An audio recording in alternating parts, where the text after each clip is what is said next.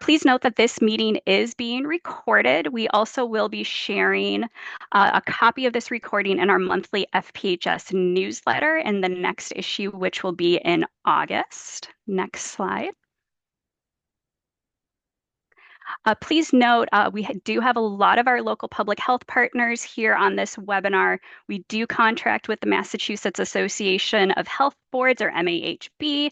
If you have any answers or need guidance in regards to a wide range of public health issues, so MAHB produces documents and will provide subject matter expertise. This webinar should not be construed as legal advice, so if you do need any legal advice, please contact your city or town attorney. Next slide. On today's webinar, so a little bit different than some of the other OLRH webinars that we have, we do have the chat open today. So that is enabled.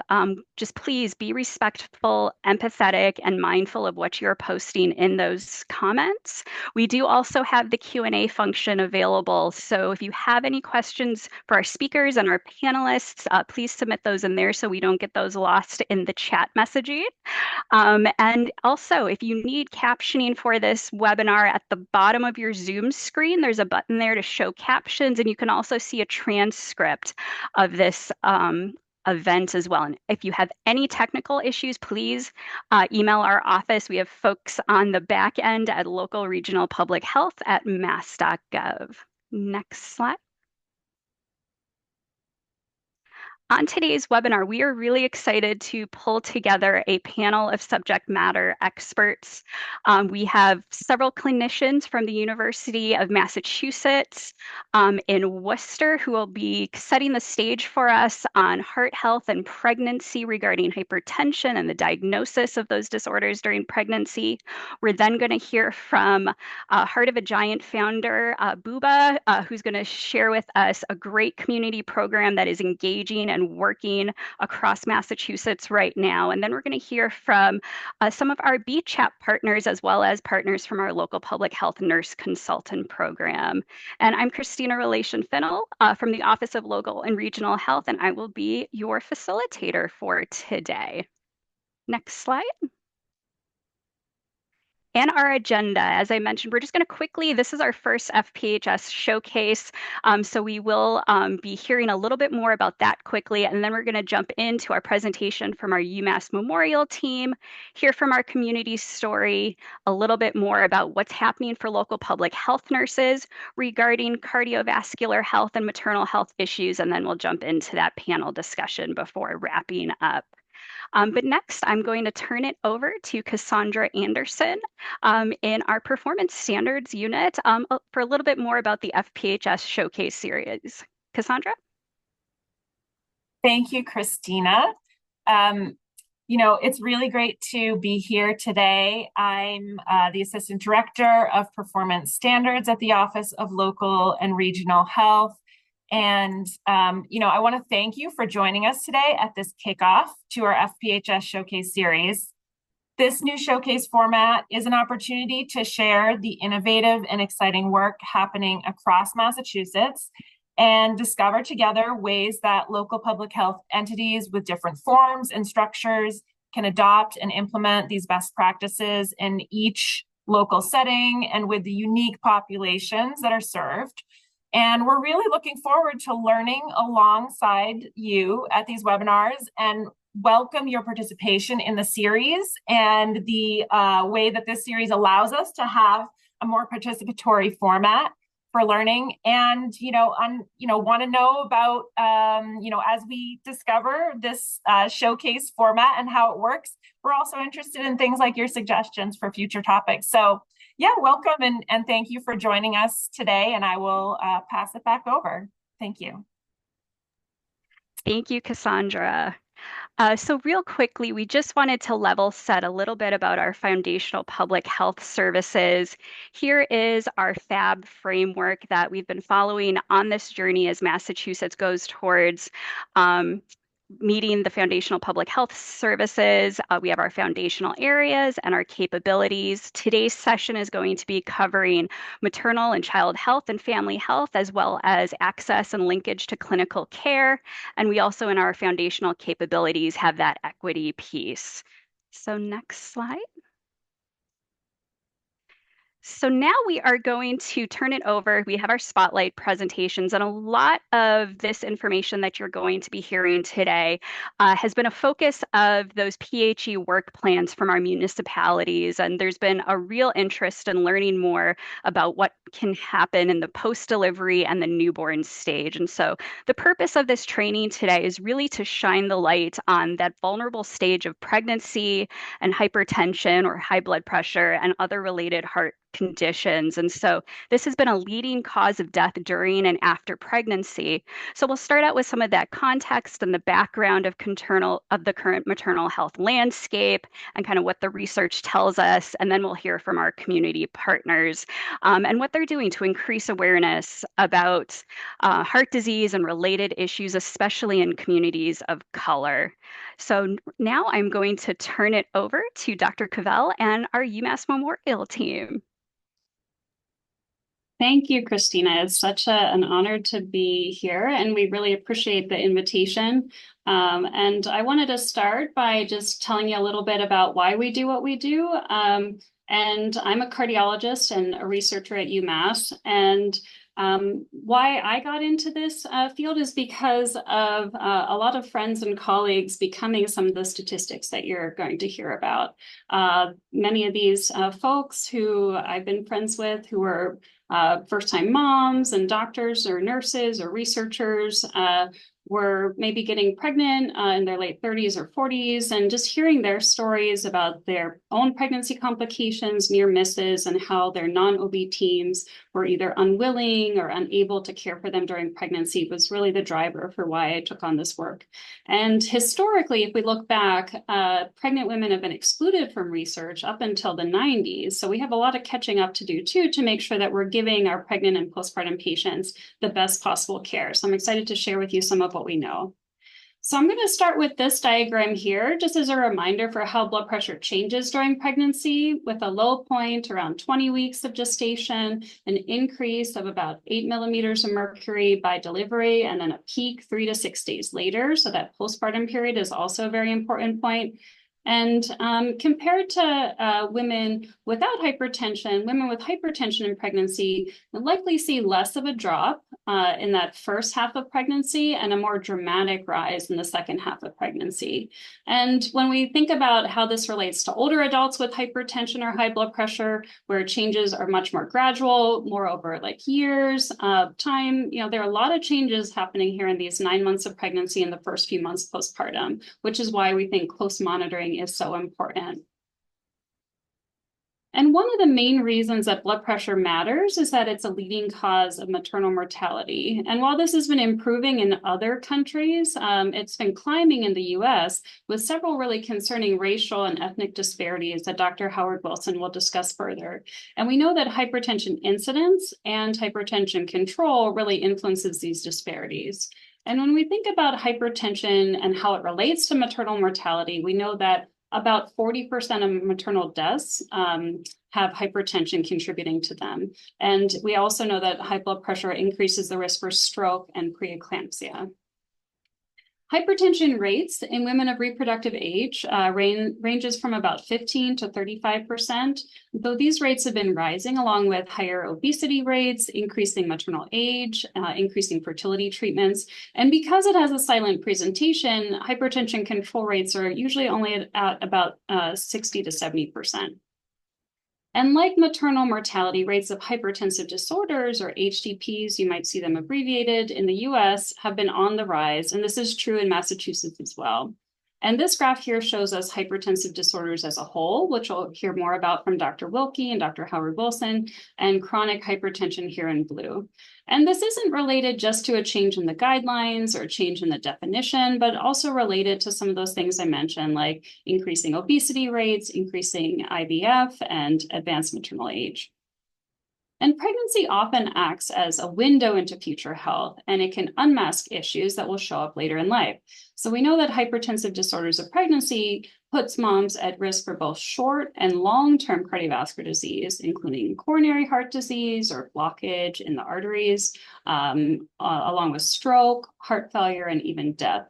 And compared to women with normal blood pressure in pregnancy, hypertensive disorders leads to about 2 to 4 times an increased risk for these conditions. And the severity and the number of pregnancies impacted also increases risk, especially when it comes to heart failure. And pregnancy is often excluded from clinical guidelines, making it fear-inducing, a clinical blind spot, and something that people just don't want to touch. So I think we have to really embrace this and kind of, realize that we have to be the advocates for these folks. And this recent review here showed that US hypertension guidelines really gave no guidance on diagnostic or treatment thresholds in pregnancy, though otherwise, lots of other, places in the document were very comprehensive. But their main recommendations were really just centered on which medications are appropriate to take in pregnancy and which ones are not appropriate. And across these guidelines, both in the US and across the world, labetalol and nifedipine are the most widely recommended. Methyl-dopa more as like a second-line agent, though less favored by the American College of OB-GYN and harder to find in the US.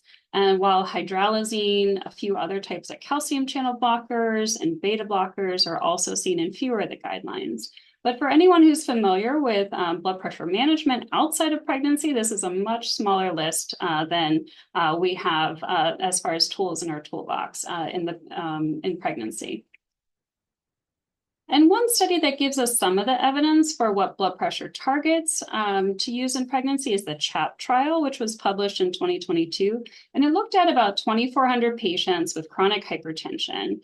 And it was trying to decide if treating people with these mild hypertensive numbers in OB literature that's considered 140/90 is beneficial. And they randomized patients to either active treatment in this red group with a goal blood pressure less than 140/90, or a control group with a more lenient control of blood pressure, with treatment only started if blood pressures got over 160/105. And they found that active treatment was beneficial to that lower target, and it reduced the primary outcome by about 18%. And that primary outcome included severe preeclampsia, preterm birth, and fetal death. And this improvement was really driven by improvements that you see over here in preeclampsia rates and preterm birth.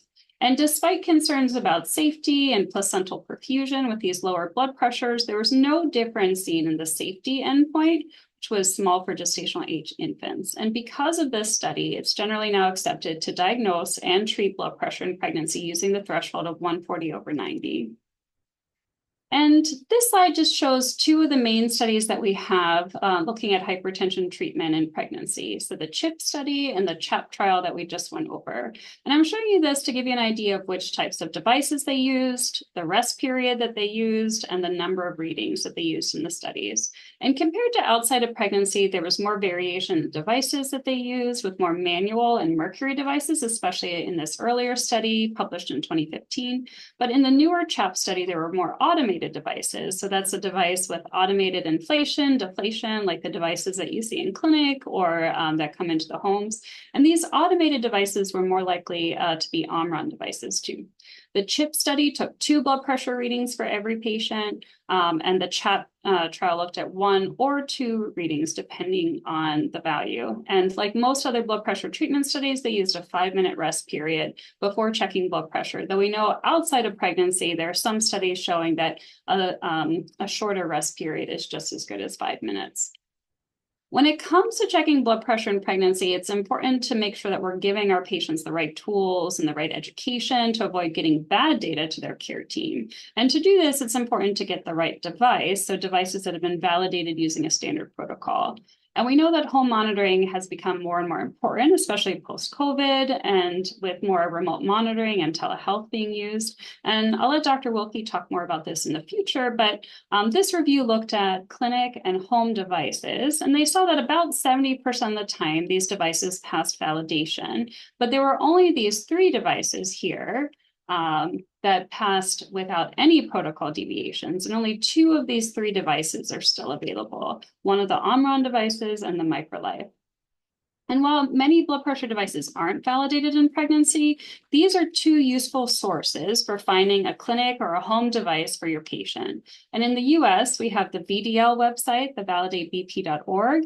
And from Europe, we have the stridebp.org website, which is endorsed by the European Society of Hypertension. So here are some of the 28 devices on the Stride BP list, and these are all upper arm devices. They've all had at least one validation study. And like the CHAP study, many of these devices, as you see, are Omron. And up until now, and hopefully in the future, Omron keeps offering this, but they have a free app called the Omron Connect that helps patients to collect their blood pressures and then send them electronically to care teams. And for comparison, these are the 5 devices approved by the US BDL website, that Validate BP website that I showed. And all of these are also upper arm devices, Homedics and Withings. And these devices range from about $60 to $130. And while you may see more and more cuffless devices or like rings or wristwatches, so far, none of those cuffless devices are on either of these lists. So not quite yet, ready for prime time in pregnancy. So based on some of the studies that we've done in the past, we've heard from our patients with hypertensive disorders that, first of all, buying a device is difficult, and knowing what to buy are main barriers to measuring their blood pressure at home. And you see already how complicated this is, that there are resources out there, but many more devices, both generic and Amazon options, to make device selection very complicated. So to simplify things for our patients, and if any of these resources are helpful, we're definitely happy to share. This is a resource we put together for our patients with a list of validated devices sorted by cost and by features, such as if they have an extra large cuff, since obesity is such a common comorbidity with hypertension. And the other guide we put together based on other studies we've done kind of walks patients through how to measure blood pressure at home, starting with what to do and what not to do before you measure your blood pressure, how to choose the appropriate size cuff, how to put that cuff on, how to get yourself into position. And then on the back side of the brochure, it explains what these measurements mean and how to respond when to talk to your doctor about them. So I'll stop there. And to summarize, we talked about the concerning trends in hypertension and hypertensive disorders. We spoke about the few studies we have for guidance on diagnosis and treatment thresholds. I showed you 2 device selection websites, that we have fewer devices and medications approved in pregnancy. We talked about 140/90 as the threshold for diagnosis and treatment, the importance of multiple measures, and how home monitoring might be useful. So I'll hand things over now to Dr. Howard Wilson to talk about hypertension and health inequities.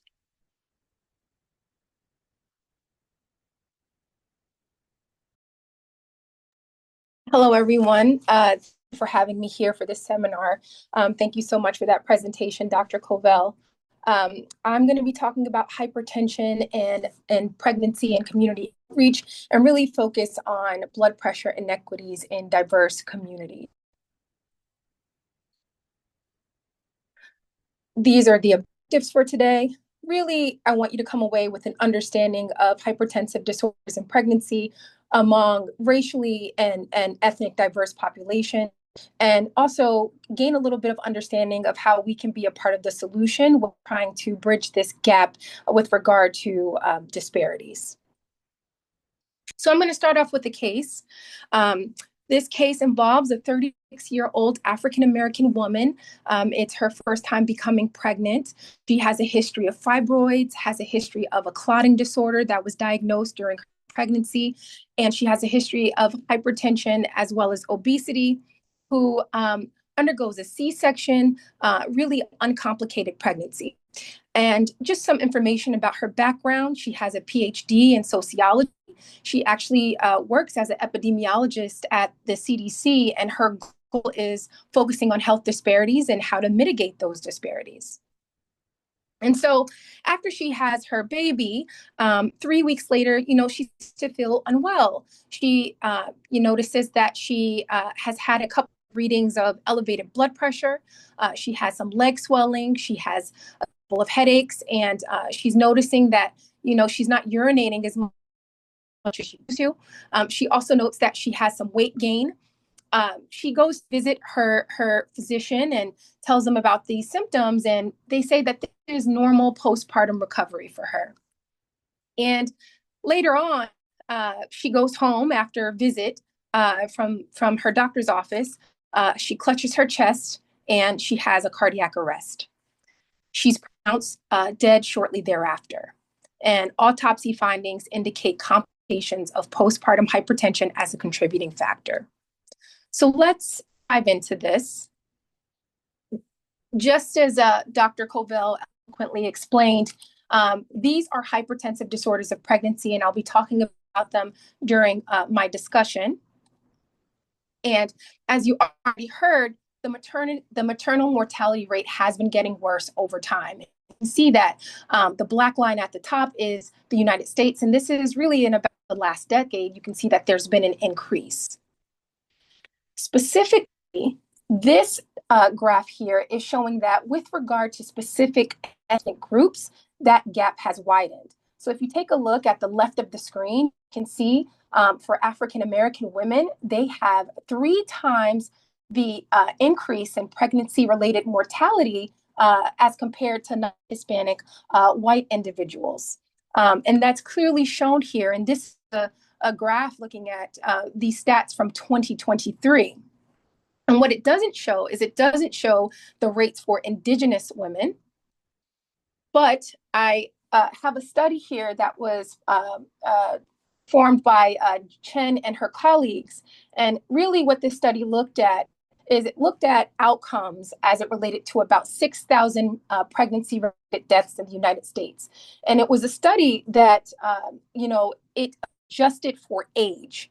And even adjusting for age, what it showed is that maternal mortality was still 3.8 times higher in American Indian and Alaska Native women when compared to white women. So that highlights for Indigenous peoples that their risk of maternal mortality is also increased.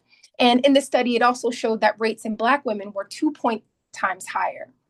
Interestingly enough, this study also looked at highest rate of maternal mortality in women was in the age range of 25 to 39 years old, suggesting that maybe there's some underlying risk factor there in this younger population that could be causing this. Another study was an interesting study that was put on actually, and this was published this year.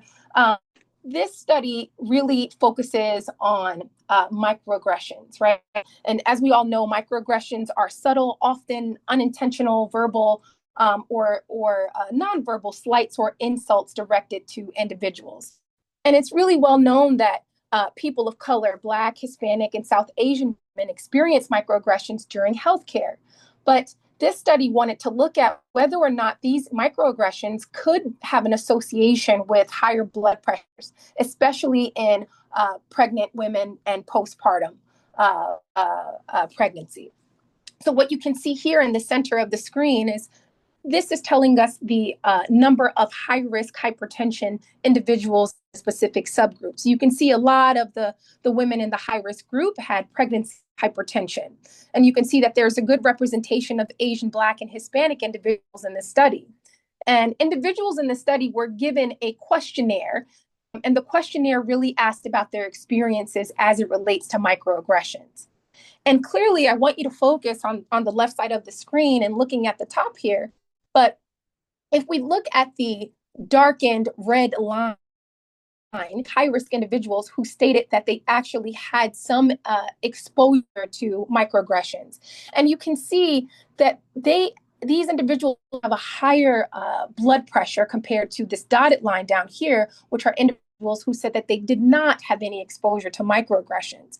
And the same is true on the right of the screen as it relates to diastolic blood pressures.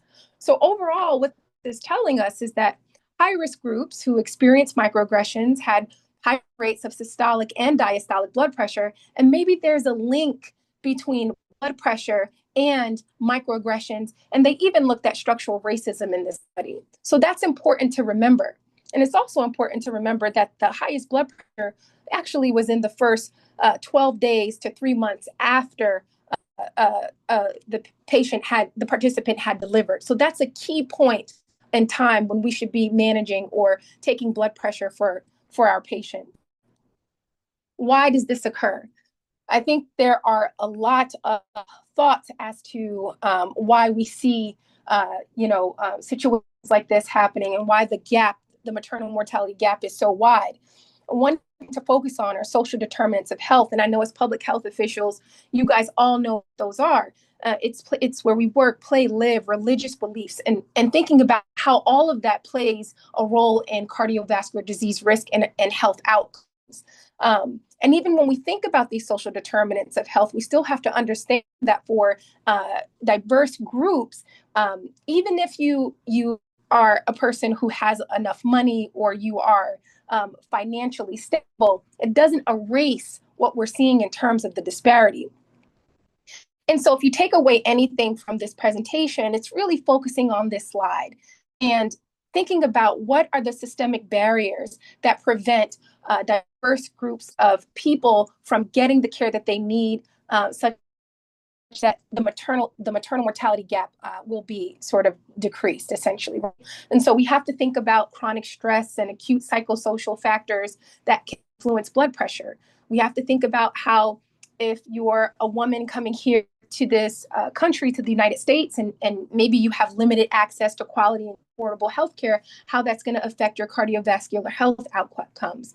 We have to think about language barriers. We also have to think about how some communities are under-resourced and how that plays a role in the care of our patients. And so thinking about this when you're going into the homes of these patients, it's very important because you guys will be on the forefront of trying to figure out how to mitigate these disparities. And so listening to our patients will be very helpful in order to do that.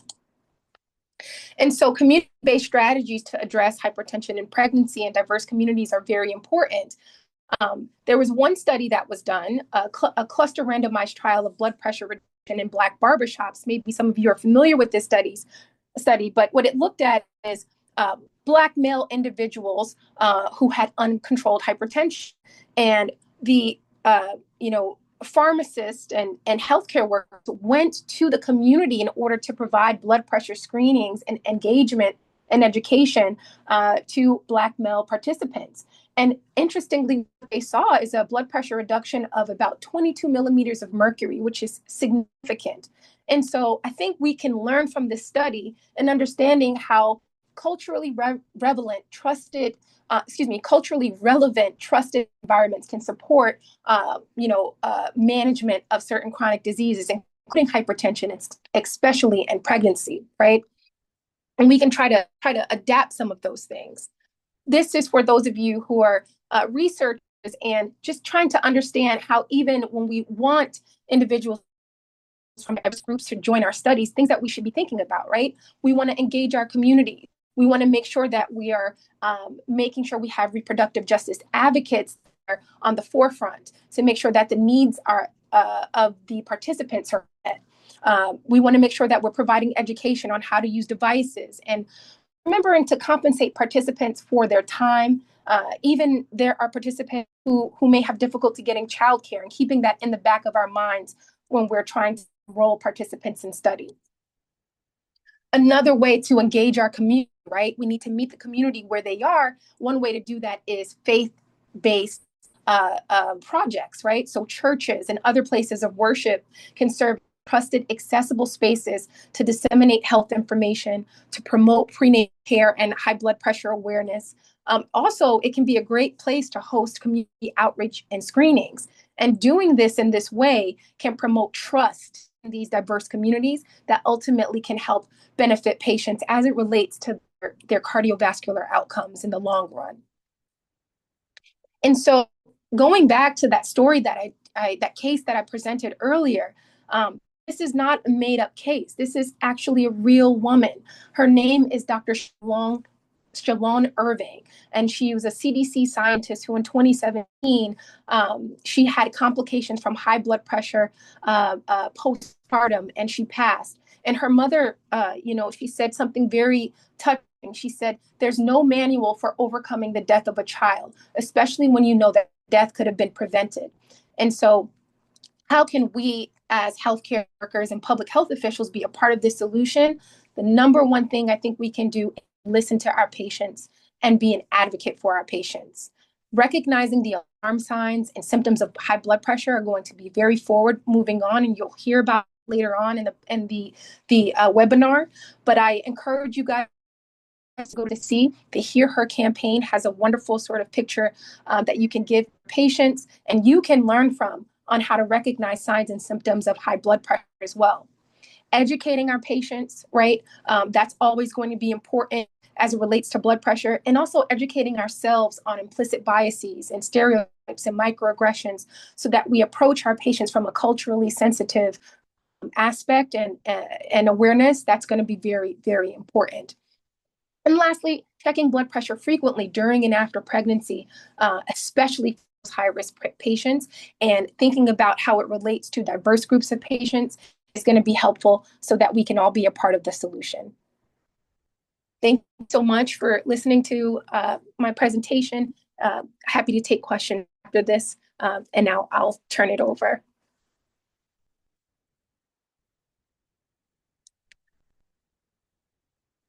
All right, thank you, Dr. Howard Wilson. I believe we have Dr. Wilkie up next. All right, hopefully we can see some slides. But my name is Gianna Wilkie. I'm one of the maternal fetal medicine specialists here at UMass Memorial. And thank you so much for allowing me to talk today about a topic that's near and dear to my heart. And so I'll be talking about more of the kind of clinical diagnosis and very basics of management for patients with hypertensive disorders of pregnancy and what the current recommendations are for screening and blood pressure monitoring. So for our objectives, we'll start by just reviewing the definitions of hypertensive disorders of pregnancy, since that's a fairly broad category or kind of umbrella term that often encompasses multiple clinical diagnoses. We'll talk about the risks associated with these conditions, both in pregnancy and kind of some of the maternal risks related to postpartum complications. And then, as I mentioned, we'll talk about some basic management and postpartum care. So when we talk about hypertensive disorders of pregnancy, often that, as I mentioned, is an umbrella term that can be used to describe patients that have chronic hypertension, which is often pre-existing before pregnancy or diagnosed for the first time early in pregnancy. Or it can be used to describe things like gestational hypertension, preeclampsia, which can be considered more mild or have severe features, or it can encompass two other conditions called HELP syndrome or eclampsia.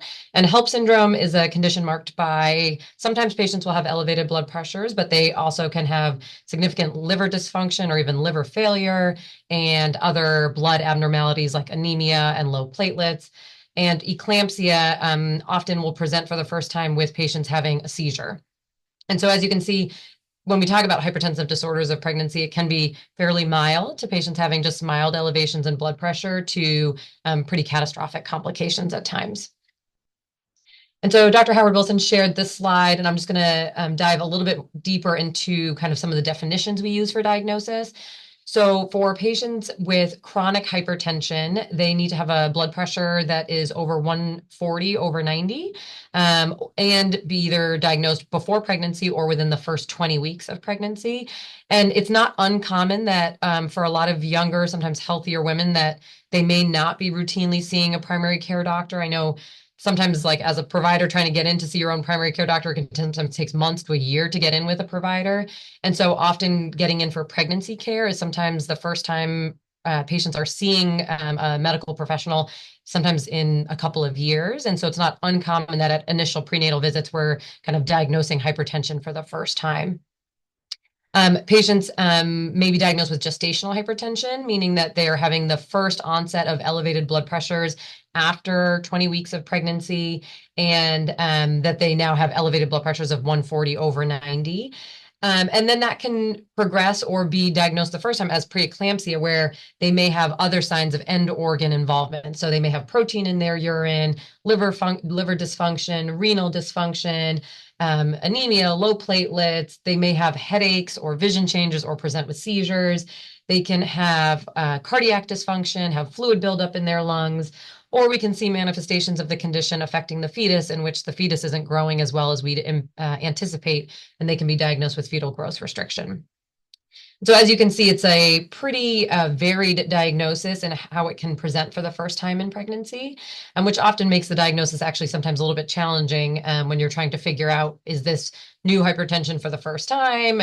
Is there something else going on? And that isn't including patients that may have other underlying chronic medical conditions that may mask or look similar to some of these diagnoses.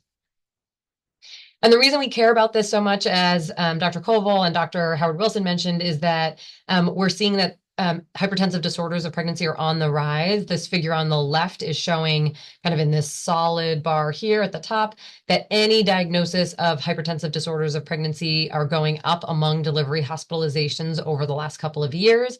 And we're also seeing that any form of pregnancy-associated hypertension is also on the rise. And there's lots of different theories about, is it potentially related to, higher rates of other comorbidities? We're seeing more diabetes. Seems like we're seeing more chronic hypertension. We're seeing more patients with congenital heart disease surviving long enough to have kids. And so all of these other comorbid conditions are making it more likely that patients are coming into pregnancy or at risk for some of these complications. We also see that among deaths during delivery hospitalizations, almost a third of them had some diagnosis code for some sort of hypertensive disorder of pregnancy. So we know it's on the rise, and it's significantly impacting our patient populations and a significant contributor to mortality among high-risk populations. And I think this is one of the most upsetting things, that when we look at, we see that a lot of the pregnancy-related deaths that are attributed due to preeclampsia and eclampsia, nearly 100% of them are deemed highly preventable, as opposed to some of the other conditions like amniotic fluid embolism or thromboembolic disease. Not all of those are deemed preventable, still a large number, but with preeclampsia and eclampsia, it seems like this is the area where we can make the biggest difference. And with education, better outreach, better diagnosis, and management for these patients, we can hopefully reduce our mortality. And so we know that in pregnancy, the risk of hypertension, the mother is at increased risk for things like placental abruption, which is premature separation of the placenta, which can lead to significant bleeding, hemorrhage, fetal demise, maternal death. As you can see, as I mentioned, it can affect multiple organ systems, the liver, the kidneys, the bone marrow, the brain, and so it can cause organ damage.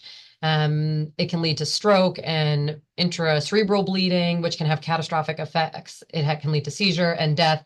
And as everybody else had already mentioned, there's a higher risk for cardiovascular disease later in life.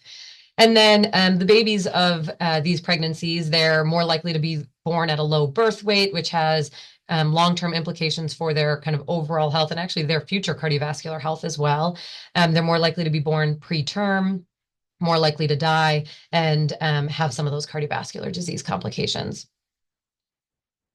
And so we know that really all patients at the beginning of pregnancy should be screened for hypertension, and that all patients that have a known diagnosis of chronic hypertension should have a blood pressure cuff. And you think that sounds like really simple, like we should be able to do that, but often cost, as Dr. Koval mentioned, is a limiting factor for patients being able to get a cuff. And insurance coverage is variable, patients needing transportation to get to a place to get it or to have the cost to order it online. And patients should be able to keep a log so that we can see kind of in their own environment at home, what do those blood pressures look like? And then for patients with chronic hypertension that are on medication, most importantly, most of those times, those medications should be continued in pregnancy, or they should be changed to a regimen that's compatible with pregnancy to achieve good blood pressure control early on.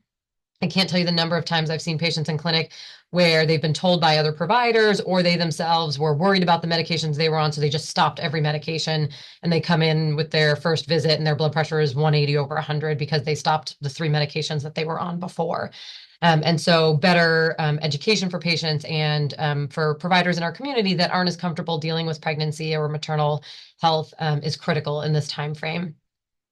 And that anytime patients are having acute or severe elevations in their blood pressure in the second half of pregnancy, really anytime after 20 weeks, they should be evaluated in the hospital for these elevated blood pressures, because it could be the first signs of them developing something like preeclampsia. And so when we talk about hypertensive disorders of pregnancy, we think that they often like only start in pregnancy, but for a lot of patients, they may really first start in the first couple of days or weeks right after delivery as well. And so often this postpartum window of care is the most important time where we can educate patients and make sure that patients are monitoring, often on their own for the first time, their blood pressures when we know that they're at risk. And so the best things that we can do are really educating our patients to know what are the signs and symptoms that they should be looking for. I think anyone that's ever taken care of a newborn knows that those like first weeks are really challenging. You're not sleeping, you're not eating, and so you don't feel your best. And so often some of the symptoms, headache, feeling a little off, it's easy for patients to also say like, oh, that's probably nothing, I just haven't slept, or I'm just tired, and kind of downplay some of the symptoms that they're having. And so patients that are having headaches, vision changes, chest pain, trouble breathing, new abdominal pain, especially in the right upper quadrant of their belly, anything concerning, I tell patients they need to call us and or come in for evaluation. And as Dr. Howard Wilson said, making sure that the information that we're giving to patients is culturally competent in multiple languages to help reduce some of these disparities in care that we're seeing.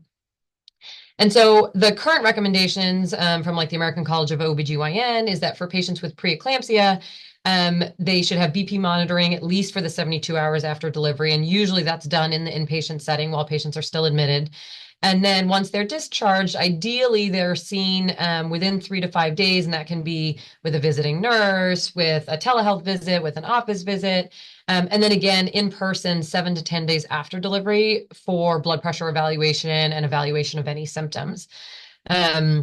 I will say that we are limited in our staffing, and often getting people in, even for that 7 to 10 day visit, is a challenge. And often we do that as like a kind of a bridge nursing visit where they'll check a blood pressure, screen for symptoms, and then if someone is symptomatic, they'll get a physician or a nurse practitioner or physician assistant involved to kind of help with their care. But unfortunately, with our postpartum care, we have very low rates of attendance, even when scheduled. At the 6 week mark, at the 1 week mark, and that kind of further exacerbates some of these complications. We know that when patients are doing home blood pressure monitoring, they tend to have improvement in their blood pressure control, and they tend to have better outcomes. And so often patients may be checking their blood pressures. They then are keeping a log and sending it in via their MyChart messaging, or messaging their clinician, or calling the office. And that allows us to review their blood pressures and make recommendations sometimes to either start medications or increase medications for patients that are at risk.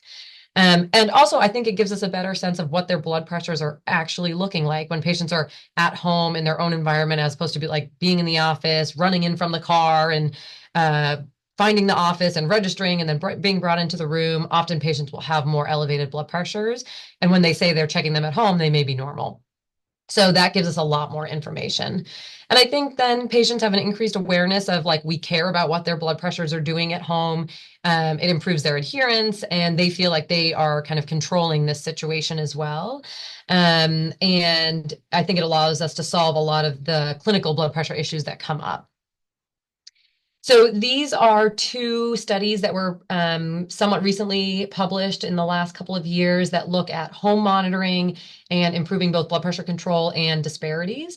So in the POP-HT trial, they recruited just over 200 patients, and they randomized them to either self-monitoring at home with daily blood pressure monitoring readings that were transmitted to their clinic setting, versus the standard of care, which was being seen about a week after delivery and then 6 to 8 weeks later with a general practitioner. And they looked at their 24-hour mean diastolic blood pressure 9 months after discharge from delivery.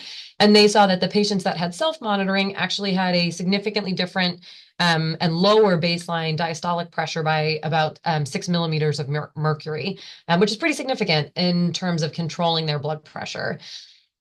And then the second trial was called the TEX-BP trial, and they looked at patients that were getting office visits only for their follow-up method versus like text message reminders and kind of more telehealth integration for home monitoring. And they compared those by race, and they found that patients that were using text messaging, that disparity kind of went away when obtaining blood pressure monitoring. And so I think the important takeaways from these studies are that we need to be looking outside of the box, using more telehealth, other platforms to be monitoring blood pressure in the outpatient setting. And so if you're out in the community and checking a patient's blood pressures, I think the like most important things to memorize and like kind of know is that for any pregnant or recently postpartum patient, if they have a systolic blood pressure of greater than or equal to 160 or a diastolic blood pressure greater than or equal to 110, they should be on their way into the hospital and or calling to kind of figure out the next best step. But most of those patients are going to need immediate evaluation in our inpatient setting with kind of IV medications to bring their blood pressure down. If they are kind of in this mild range where the systolic blood pressure is 140 to 159, or the diastolic blood pressure is 90 to 109, and they have any symptoms, headache, vision changes, shortness of breath, chest pain, right upper quadrant pain, anything like that, they should also be getting evaluated immediately, because all of these are very concerning for preeclampsia with severe features. And so hopefully with more education and more access to remote monitoring, we'll be able to kind of improve the curve for our patients.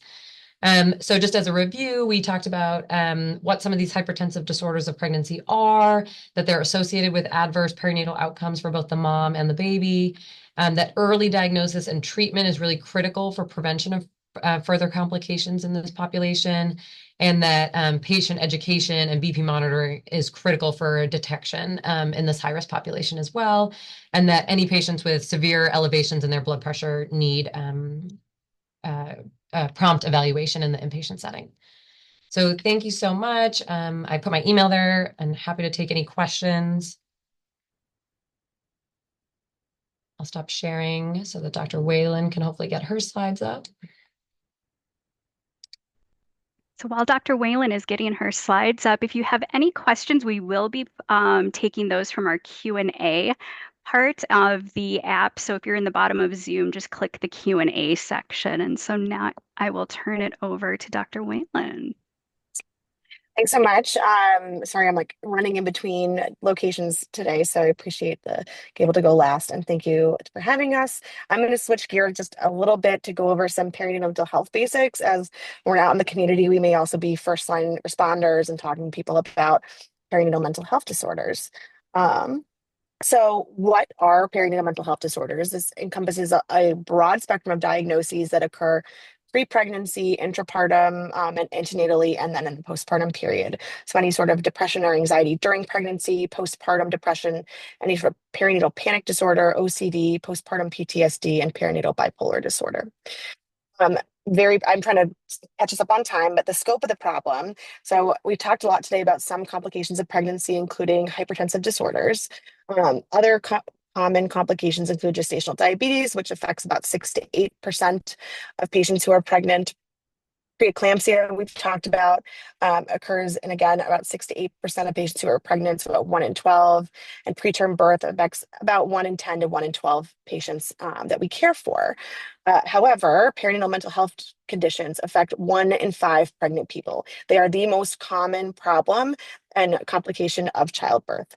And they are the leading cause of morbidity and mortality, and a leading cause of preventable mortality among patients in the US. So everyone recommends screening for perinatal mental health disorders. American College of OBGYN, Society for Maternal Fetal Medicine, US Preventative Services Task Force, and even the American Academy of Pediatrics. The way we screen is we screen at the initial visit and then at least one other time during pregnancy and again at the postpartum visit. However, this is kind of like a baseline, and patients, every time they present to me, I'm asking them about how their mood is, how they're feeling, because these can develop at any time. And then for patients who have given birth, patients are screened through their pediatrician at 1, 2, 4, and 6 months visits. The most common diagnosis we see is unipolar depression, affecting about 70% of patients. However, about 20% have bipolar disorder, 6% have anxiety disorder. A lot of people who have depression also have a comorbid anxiety disorder, but have just an anxiety disorder, and then 1% have substance use disorder, and the other 1% have a combination of different psychotic disorders. As we've talked about with hypertension, perinatal mood and anxiety disorders can occur anytime through pregnancy, both about a quarter being pre-existent to pregnancy, a third occurring in the antepartum period, and about 40% occurring postpartum. There's many different validated screening methods. You don't have to be familiar with all of them. What's important is to use one that is validated for postpartum mood depression. The most common that we use here at UMass is the Edinburgh Postnatal Depression Scale, and then the Patient Health Questionnaire 9 is another depression one, and then the Generalized Anxiety Disorder Screener. Patients also may report depressed mood, anxiety, lack of interest in doing activities. Their family members may notice a change in them, and those are also informal ways of screening, and also can prompt referral and resources. Very briefly, treatment for any sort of perinatal mood and anxiety disorder is multimodal. So this includes traditional talk therapy, with cognitive behavioral therapy being kind of the backbone, but also medication therapy. And for patients to fully come into remission from their disorders, they do need to have multimodal treatment. The chance of going into remission afterwards with just medication or just therapy is low. The good news is the majority of psychiatric medications are safe in pregnancy. And so if patients are asking about safety of medication, obviously just check with their doctor, but the grand majority should be continued. And usually we say just continue them until you meet with your physician. In terms of patient level resources, I wanted to put this slide up to talk about it. Postpartum Support International is an excellent community resource that has lots of different support groups. It has information in English and Spanish. It has information sheets. It has peer mentors. They're really fantastic and very helpful, and it's something you get directly to patients. The website is just postpartum.net, which is pretty easy to remember. And then luckily for us in Massachusetts and at UMass, we have the MCPAP for Moms, which is Massachusetts Child Psychiatric Referral Program. And this is also been adapted for pregnancy. And so we have psychiatrists and social workers and caseworkers who specifically focus on treatment of perinatal mental health disorders, and they can take referrals from anyone. It doesn't have to be a physician, so it can be a public health worker, it can be a community liaison, it can be a doula or other support person to call and get resources in the area, including support groups. They can give them the postpartum.net information, and can also recommend referrals to therapists in the area as well. If you're taking care of patients who are on the Rhode Island border or live in Rhode Island, they also have their own consult line called Rhode Island Moms PRN, which you can access. And I think that I caught up. I kind of rushed through that because Christine told me we only had a few minutes. I'm happy to take questions at the end as well. And I think I caught us up, Christina. Thank you so much, Dr. Whalen. I really appreciate it. We do have a couple questions already in the Q&A for our UMass team. So if you want to take some of those before we get into the panel discussion, I would love to turn over our conversation now. This is a really great story. We heard about Heart of a Giant through Janet Spillane at BCHAP. It is a community program that is working in at-risk and underserved communities to improve heart health and awareness. And Buba was inspired by his own journey as a heart failure transplant survivor. And so this personal journey has led him to want to increase awareness and education and provide early detection. So I'm really excited to turn it over now to Buba.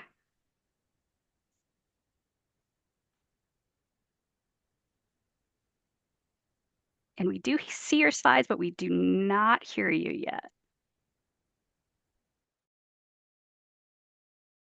Sorry, I had lost the button. Hi everyone, my name is Buba. Hope everyone can hear me now. We're all set. Yep. Perfect. So as you introduced me, I've been working with the Janet and the team for a few years, and they've been advising us. So it's a privilege for me to be here and then share we've been doing over the past few years. I'll just start by the background. Essentially, I'm a heart patient myself. I was born with a heart defect, a genetic defect that was diagnosed a bit later. But I would live with heart failure for about, I'll say, 10 years or so. And then that kind of culminated to a transplant in 2022, which about October 2022. But out of the journey, I just was always keen to support and help. So I started by blogging and then also fundraising for the American Heart Association. And at some point, I even considered going to medical school, but I had to kind of use my own background as an engineer to see what I can do and support the system. And a lot of the, I guess, problems and issues have been mentioned already, but I also had to focus on my neighborhood where I live, which is mostly Dorchester, Mattapan, and Roxbury, and kind of seeing the disparity of a lot of the people that look like me and how they are affected, especially for many of the preventable conditions. So up to date, we've done well. This is like last year's numbers. So we've been able to do over 100 events last year, screening events. I'll get into the details. We've done 2,500 screening, and that's probably with 800 or so people. Our events bring in a good average of people, participants, I would say between 20, average 30, but it kind of fluctuates between 30 and 50. And then we also have some research partners in the sense that we help them with recruiting participants over the community in the community for our events. So we developed a number of programs over the years. The main one being, I'll say at the center here is basically heart disease awareness. So what we've been doing there is translating all the, for instance, example of information that's being shared right now, kind of translating those into easily readable and digestible information that can be shared with the community and also in many languages. We also collaborate a lot with the American Heart Association, where we use a lot of the materials and recycle them. And then also coming back to the Department of Public Health, we collaborate a lot with them, especially with the clearinghouse, to disseminate a lot of the information resources available. The bulk of our work is done through community screening and education. And then over the years, we recently named this Empowered Health Monitoring, but it's essentially health monitoring, including at home or at the center.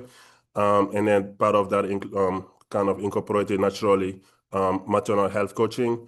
And then we also try to prove our impact. And so that we do in collaboration with some health centers and some researchers. And this is an area we really want to develop just to prove our model, but also expand the reach of the resources that are out there. As I mentioned, this is the cornerstone of our work. We do a lot of free screening across the greater Boston. I'll go into the neighborhoods in a little bit, but our goal really is to support early detection of risk factors. And then this is mostly in the hypertension area, and we slowly increasing to the comorbidities like diabetes, high cholesterol, and all of this we really try to approach from a cultural perspective. So we have a number of nurses, mostly everybody's working part-time, but we have nurses, we have social workers, we have dentists, we have a pharmacist, and all of them have different experiences, but also all of them come from those same neighborhood. So they easily can connect and they can relate, and then they can, in a lot of cases, influence those attitudes and those behaviors, especially those that are more apprehensive. So we and at those screening, there's a lot of one-on-one discussions, and we do this at different locations. We have partner locations that let us know go regularly, whether it's weekly, monthly, or some of them quarterly. And we have one-stop events where we are invited to. A part of our job is also to try to really connect them to resources like insurance. People help them learn about health centers, make sure they're providers, so they develop a culture of looking after themselves or leading their own health in prevention of any crisis. Okay, I touched on the awareness a little bit, but the awareness, we mostly, we're very active on social media. We have a podcast where we basically talk through real life patient stories. But not only that, caregivers, families, we talk to advocates, we talk to physicians. So it's a platform that really, like in plain language, go through the people behind the scenes, but also their experiences. And then all of it is anchored with knowledge and information that is proven and that can be shared. We also have our community hard work that we launched last year, so we're going to continue to do that. And we have a project of what we call the Heart of a Giant Day, where we'll bring resources together and then professionals in the community together, but also with patients as a forum. So that's something that we're working on. Hopefully, we'll be starting this year. So before I move on, I'll kind of just give an idea of how many and who we've been working with, and it's almost everybody in terms of category. We obviously work with the public health. We work with ABCD. That's one of our first anchor partners where we go to their sites, two of their sites in Mattapan and Dorchester and Roxbury, where we do regular screening twice a month. And then so it kind of develop a rapport with the patient, the people that come to the sites, and then we help them everybody's specific story. So we help them in their own journey, controlling their blood pressure, learning tips, and then understanding the restrictions. For instance, with people that just don't want to take medication, so we try to convince them. But if when all that fail, we also try to kind of give them what they can do, at least as an alternative in the meantime. But that relationship grows to the point that they start to really do what our nurses say. We're very active at the East Boston Senior Center, and we have other partners like the Omega Men in Action, where they have, I think they kind of have food events. So we plug into that where we do the medical checkup as people pick up their foods. We work with the Mass General, Brigham, and also WIC with the social workers on the maternal health side, where we help the social workers learn how to measure blood pressure and kind of be that a first line with the pregnant women that comes, and then have them be part of the chain. So I can go on and on, but we also have a relationship with the ministers, sorry, with the universities. And what I didn't have here, we'll have it probably in the next slide. We have a strong relationship with faith-based organizations. There's a few that we go regularly to, like Bedford AME in Jamaican Plain. Bridgewater University, we go there twice, I think twice a year. The Mattapan Farmer Market, this is happening in the summer, so we go weekly as of between July and October. So everybody has a different cadence, but we have nurses, at least two of them on site every time, and then sometimes staff members to help with the intake and so on and so forth. These are some of our team members in action, whether it's at a venue or outside. I didn't add the pictures, but I've seen last year they worked under the rain, despite my recommendation not to. But that's kind of the dedicated people we have. We've been active in multiple neighborhoods, and it keeps on going. I just added online here because we also do a lot of work there. But we've been as far as Bridgewater, and then as north as maybe Cambridge and different locations. But the most active ones are obviously, I think, Mattapan, Dorchester, East Boston, and also Roxbury. Just a few numbers that I think there's more, they're more readable online, but also the slides will be shared. But we have, and these are last year's numbers, the aggregate numbers kind of confirm what is already known, but we'll have to see that about only 30% of people will screen. And the screening works in a way that we take 2 or 3 measurements per event. And then and some of them, we have a recording one too that I will show next. But essentially, we can see the risk, the mapping that we have. And this is kind of more common in certain neighborhoods than others. I think for neighborhoods like Mattapan, Dorchester, and maybe I'll have to confirm for Roxbury, the hypertension stage 2, for instance, can be much higher. So we have a high prevalence, and a lot of them obviously are not aware of this. So this is we also use that as an opportunity to make people aware.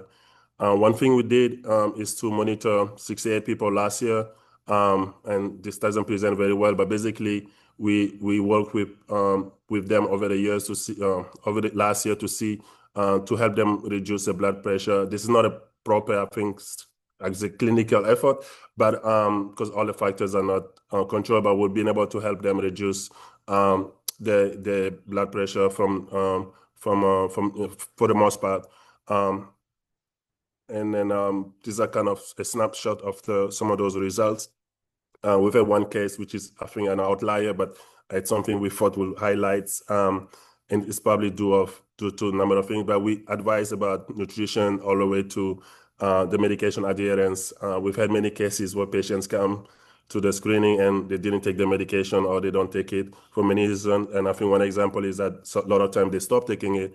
I even had a chef which stopped taking the medication because he was feeling better, and then he was just focusing on taking beetroots. So some of those conversations would be helpful, and those small actions can make a big difference. But it also shows us that there is more targeted intervention that is needed, that needs to be done, and also more follow-up and especially adherence strategy as well. There's just a few pictures. This is, I think, us with the Brigham and Women social workers. And then this is our partner, AHA, and one of my nurses at the back. This is me, myself, talking to some young at the high school. So we've been active in different areas. Many of them we've been kind of invited, and others through our own outreach. So we talked about awareness, we talked about screening and education, and as we kind of grew, as we continue to do this work, we realized a few things, but the main thing being that we really want patients and the families to lead the care, to be aware of the risk factors and be able to manage that. But then there's one thing to be aware. It's one thing to even be educated, like we all go to school, but at some point you need some kind of coaching. So that's where we brought in this Empower Monitoring, where the nurses provide coaching out of our newly built office in Mattapan Square. And we have a new space that's going to be made available to us at the Northeastern Community Center, which will allow us to reach a lot of people in Roxbury. But essentially, we'll do that and we'll provide them with kits and then how to use them and take them home. And we'll have regular contacts with them over phone or video or text. Everybody will have kind of a choice.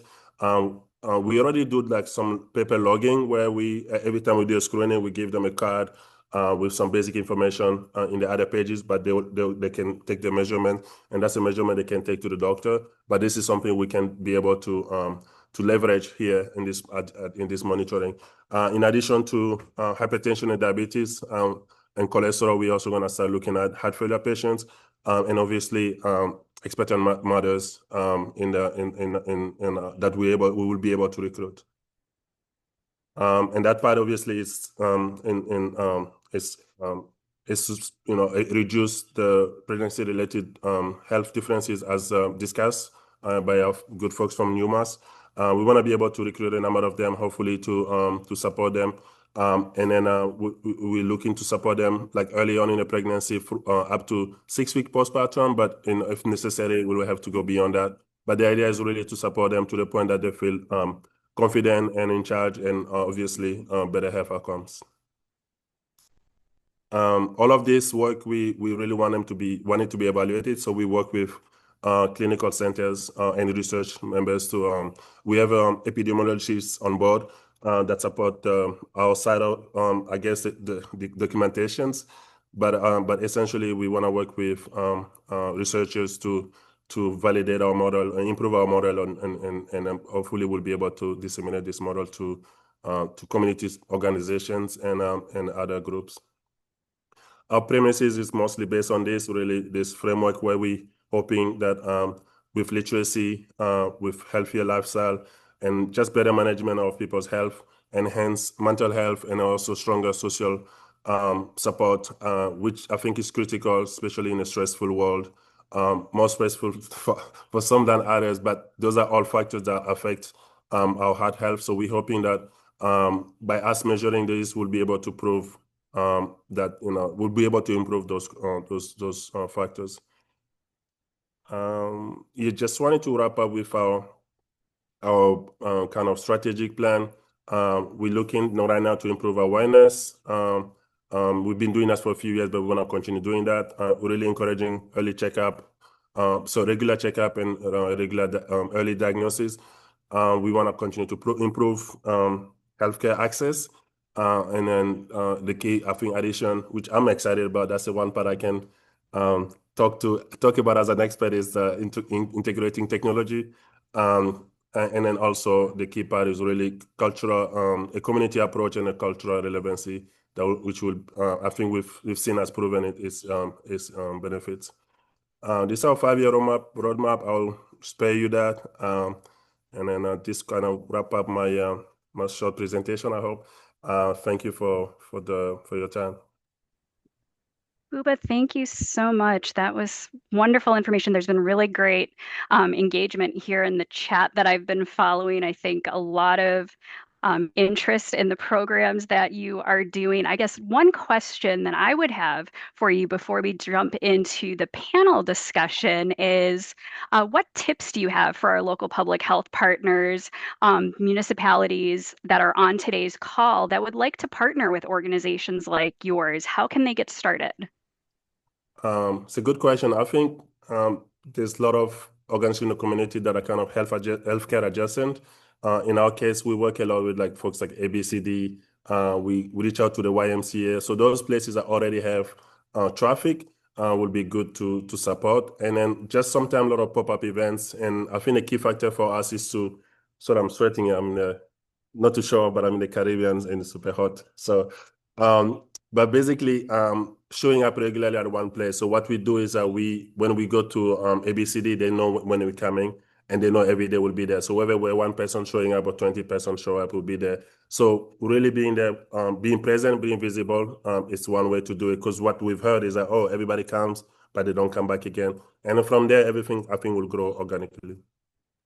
Great, thank you. So I think now we're going to turn it over to our panel discussion. I'd also like to welcome, we have Janet Spillane from the Bureau of Community Health and Prevention, as well as Tamara Bedard, who's one of our local public health nurse consultants. So I'd love to hear from the both of you. Tell me a little bit more about what you're working on right now for our local public health partners and some training that's upcoming. Thank you, Christina.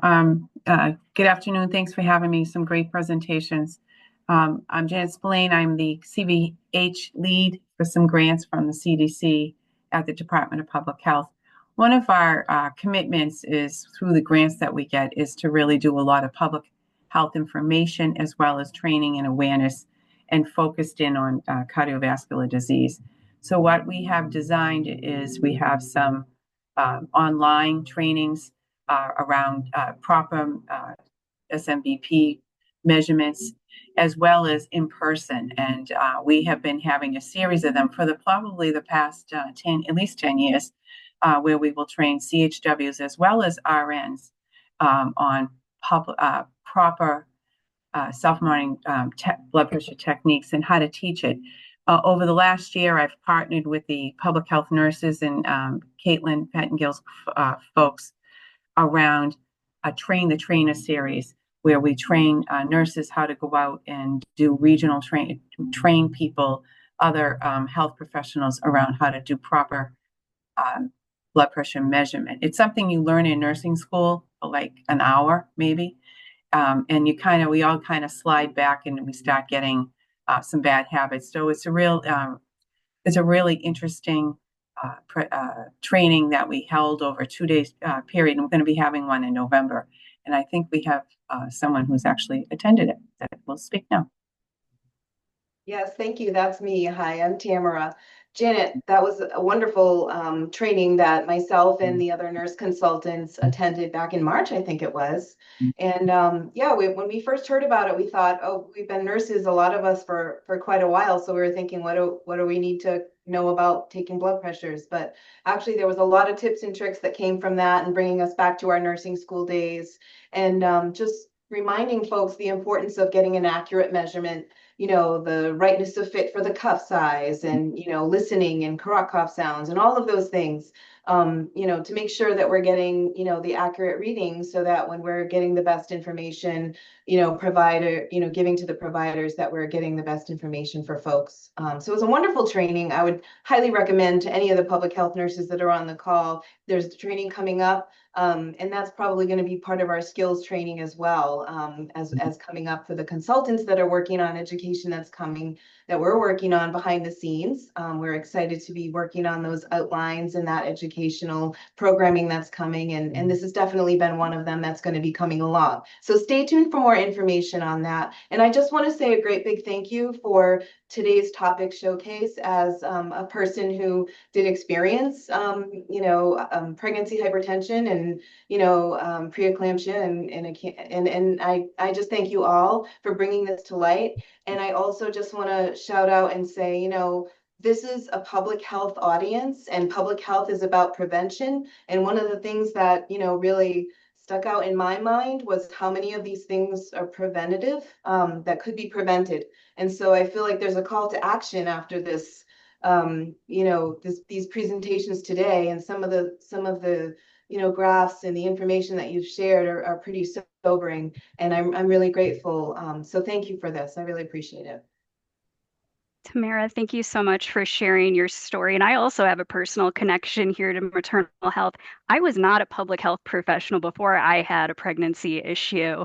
And that's when I started to dive into what does this mean for me and people of color? And it's something I'm very passionate about. So I'm really excited that we were able to bring this group of subject matter experts today. And so now I have some questions from our Q&A from our attendees today. And I believe these are going to be for our UMass experts. The first one is from Jerry, and it's, can postpartum patients be monitored by the in-home monitoring system that my senior patients have set up during a chronic cardiac disease? This system transmits to private PCPs for therapy assessment of med changes.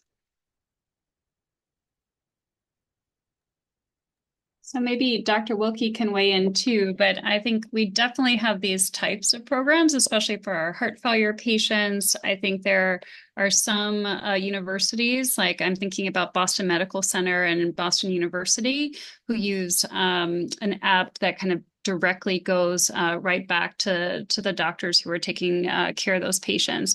I can tell you about the Empower study too that we're doing at UMass, and this was a PERCORI funded study where we're looking at people who are typically marginalized, typically not well represented in research and lower socioeconomic status.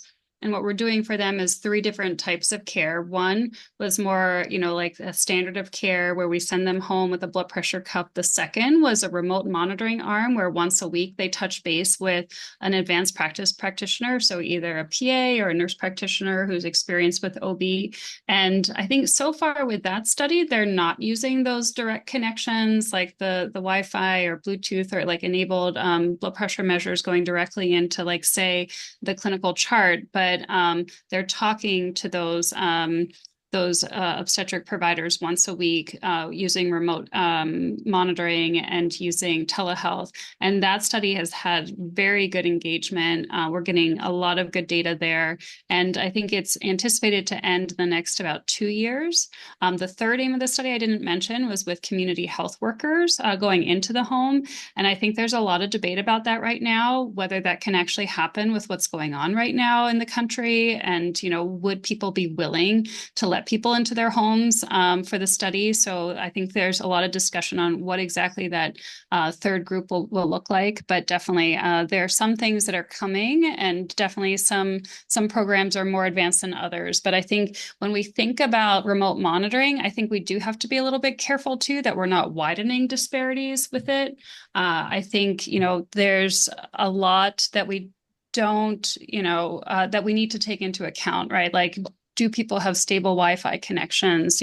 Would they also need, something like, a direct cellular connection, like with a remote monitoring device? So I think there's still a lot that we need to work out.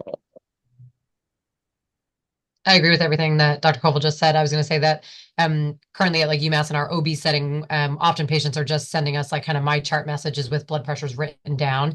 But there are some hospitals across the country that have started implementing kind of Wi-Fi enabled or like Bluetooth methods, either through an app or additional kind of software to get the measurement right to the OB providers. Department of Public Health has worked with a lot of health centers that have worked on remote patient monitoring and blood pressure monitoring at a distance. And just as an aside, we gave one of the health centers gave out blood pressure cuffs to folks to monitor, and it was around Thanksgiving, and all of a sudden the monitors were going crazy because people seemed to be passing around the monitor at Thanksgiving, and some folks at the table had some high blood pressure. So that was an interesting weekend for the health center. I just wanted to share something. Thanks. Thank you all. So we do have another question. This one is from Sandra. And I believe this might be either for Dr. Wilkie or Dr. Howard Wilson in regards to one of the studies that you referenced. But what is the significance of the RUQ pain? We're not familiar with this symptom. Yeah, so that's a great question. So often with preeclampsia, patients will have some liver dysfunction. And in the most kind of severe cases, they can actually have hematomas develop in the liver or actual like capsular rupture of the liver in its most severe cases. And so often with like HELP syndrome or severe preeclampsia, patients will complain of like epigastric to right upper quadrant pain, and that can be a very concerning symptom of severe liver involvement. Thank you, Dr. Wilkie. Another question is, do we know if the participants in the study for pregnancy HTN had consistent prenatal care? Hi. So thank you for that question. So in the study, what it notes is that clinicians were able to follow these patients and provide hypertension management as necessary, but the study didn't actually go into or dive into the scope of the postpartum care. Regarding the prenatal care, the study actually mentions that they weren't able to access information on whether or not the patients had like significant hypertension even before they were followed in the study. So it's not quite clear in the study if they had consistent prenatal care.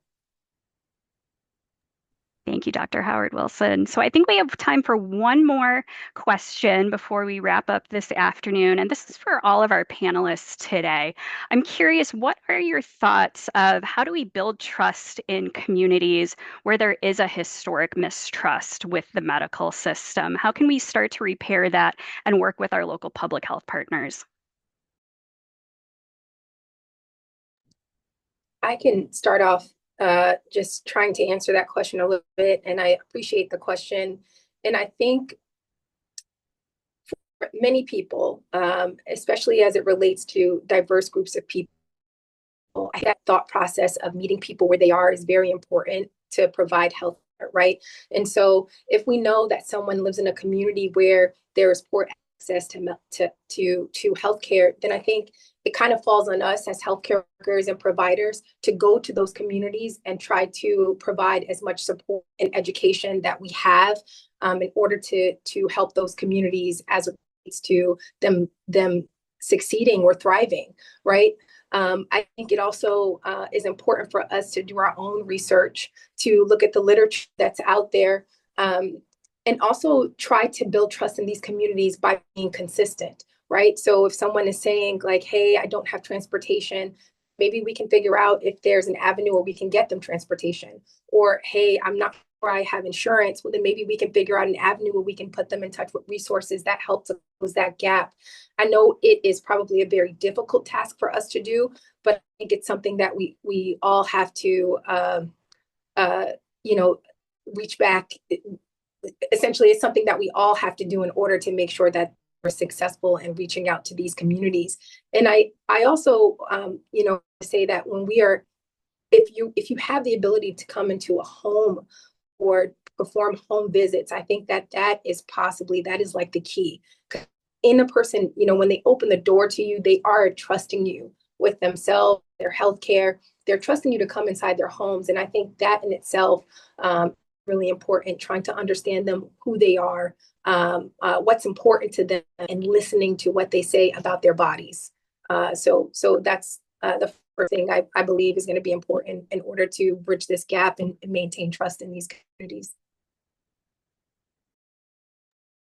Yeah, I'm happy to add on to that too. And I liked what Boba said about being a consistent presence. So I think that's really important, not just showing up for, like what we think is important, but also being willing to listen too for what our communities think are the most important things. Can tell you from some of the community advisors that we've worked with, like we're hearing things that, maybe we're not expecting, right? As, the most important thing to them. It might not be blood pressure. They might not be, like really focused on that. Well, we are, and that's what our research is about, but they're asking for more resources for mental health and kind of being open to those discussions and then meeting people where they're at and listening, like Dr. Howard Wilson is saying. I think that's all really important. And then I think representation is really important. And what we try to do for our research team and in the clinical setting is, having more people on staff who look like the people we're trying to then also recruit for our studies. I think that makes a big difference. If I may add, and I think I will echo everything that was said. Just one more layer I wanted to add is when we look at the health system, I think we need to integrate new layers, and that's why I get very excited about community health workers, and some of that can be trained in within the community. Because as I talk to some of my, cardiologist friends and everyone, I think the way the health system is set up, it's currently saturated and needs more investment. Obviously, we need more, more nurses, more professional. But I personally, just from a system thinking, I don't think there will ever be enough people because you already have, you only have 24 hours. So I think finding the way to extend the care to the community. So by, having liaison, I think that was mentioned earlier, that could be one of that could be very helpful. And I think that's part of the role we've been trying to play.